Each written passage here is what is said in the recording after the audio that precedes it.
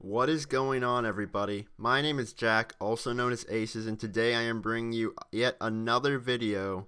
This is actually going to be a league play match that I got with a few friends I was playing with the other day. And today I'm going to be bringing you a 43-5 gameplay on the map Hijacked. I was sort of playing Anchor this game, so I was holding down the spawns in that, but today this video is going to mainly be about me just going over what I did right, what I did wrong. It's basically one of those reviewing gameplays that I always seem to do. This will help me get better, and hopefully I will teach you guys how to get better as well along with me. These are the things you have to do as a player in order to get better at the game. I cannot tell you how enough of my teammates have just skipped this part, but it's really crucial to do this as a gamer because it really helps you a lot and makes you wonder what your mistakes are. So off the beginning break, you saw I went up to the top window of my house, and basically I was just watching the middle map, helping my teammates get on that hill, or hardpoint if you want to say.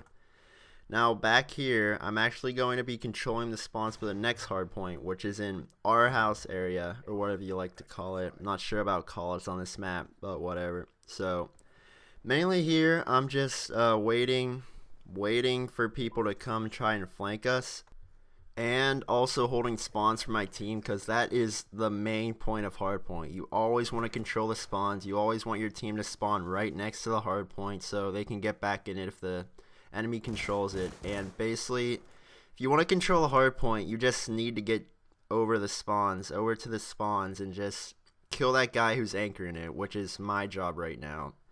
And you see I'm just moving back and forth to the left and right.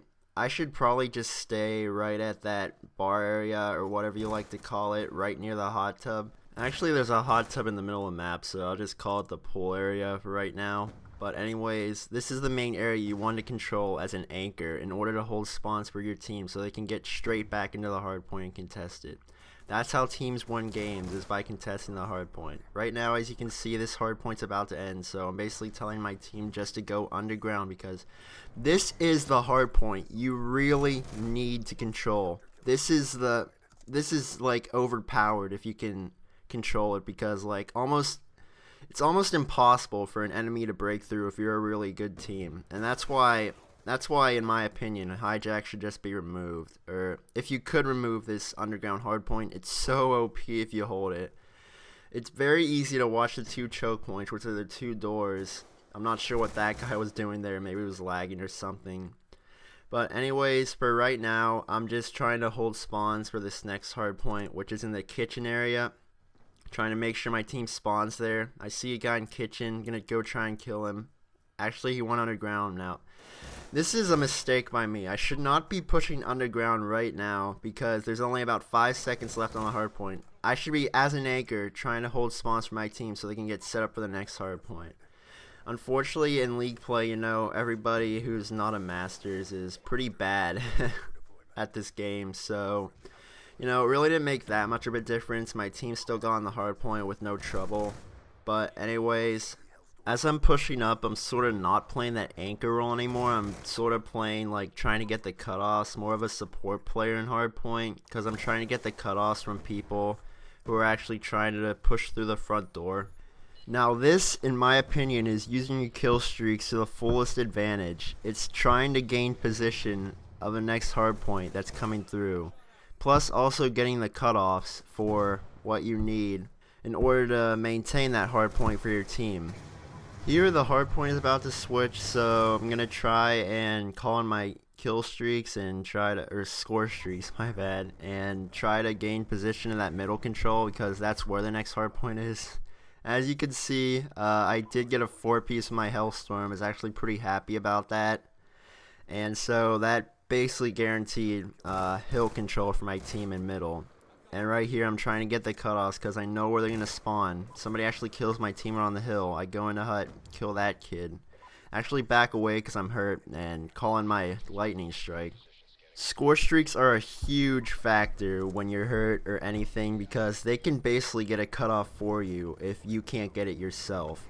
For example, with my lightning strike and my Hellstorm, I basically gave my team an extra cutoff so they don't have to worry about that. Basically, also with the Hellstorm, you can also call out where people are, as long as the lightning strike. Only for the first time you call it in, though. You actually get a ping. It's basically like a UAV, so you can see where the enemy is at. Right here, as you can see, I'm trying to hold the spawns for my team again to get this hard point. This hard point and the underground hard point are so important to control, in my opinion.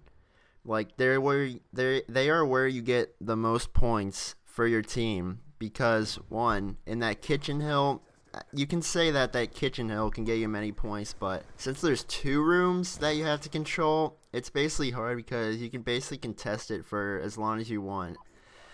And for this hard point, there's only 1 room you can control, as long with the underground one where there's only 2 choke points to watch. This hard point, there really isn't that many choke points to watch because there's only 1 room that you actually have to stay in to get the points. So as you can see, it's pretty easy to hold spawns as long as you hold this back bar area. The hard point is about to switch again, so I'm telling my team to just get underground, because basically so many teams will get there extra early in order to ensure that they get the full 60 seconds, because it is possible, it's very possible to get the full 60 seconds on that, because the two points you need to watch, the 2 cutoffs, they are so important.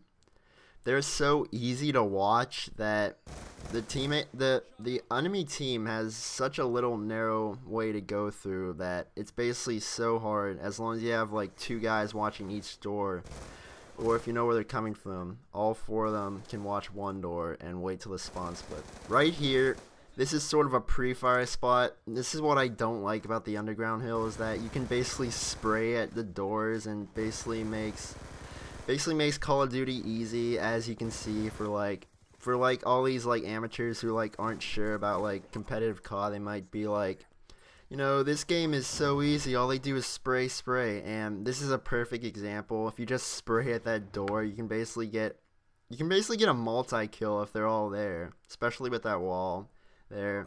That's very penetratable. The game does end right here, so as you can see, I went 43-5, 1 capture and 11 defends, and I'll see you all in my next video. Alright, bye.